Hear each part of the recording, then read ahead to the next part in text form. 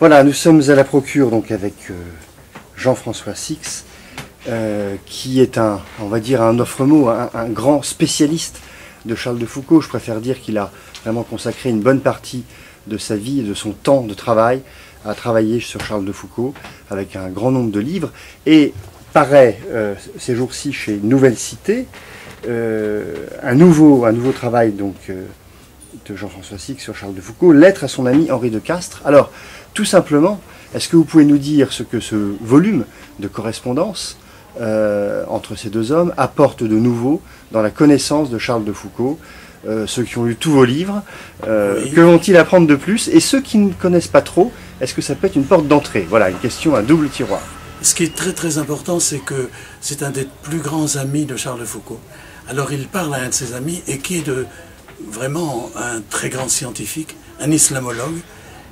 Ce que ça apporte, c'est que la connaissance de l'islam lui est transmise par son ami au moment où il va partir au Sahara, parce qu'il s'adresse à lui juste après son ordination, donc en 1901, et dans les 15 années, puisque Henri de Castres va mourir après lui, ils vont avoir une correspondance, ils vont se rencontrer à Paris quand Foucault viendra à Paris, et donc ça apporte une connaissance au sujet de l'islam, Foucault, les rapports avec l'islam, parce qu'on a très méconnu Foucault là-dessus. Ça apporte aussi le plus beau récit de sa conversion, c'est dans une de ses premières lettres, parce qu'il y a longtemps qu'ils ne se sont pas vus, Castres ne savait pas qu'il s'était converti, et il raconte sa conversion. Et c'est le plus beau récit de sa conversion, extraordinaire, où il dit, entre autres, l'islam m'a séduit, j'ai eu envie d'être musulman à un moment donné.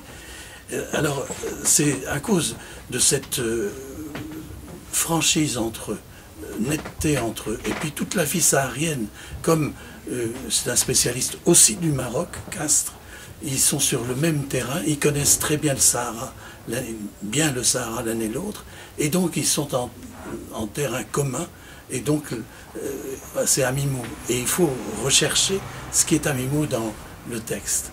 Alors, ça avait été publié une première fois par le fils d'Henri de Castres, dans une édition qui était un peu rapide, et pour moi, je voulais mettre tout le contexte, et entre autres parler aussi du livre d'Henri de Castres sur l'islam, parce que c'est un livre, moi j'aimerais bien qu'il soit réédité aujourd'hui. C'est un homme extrêmement modéré, et il fait très bien connaître l'islam à ses contemporains, donc en 1896.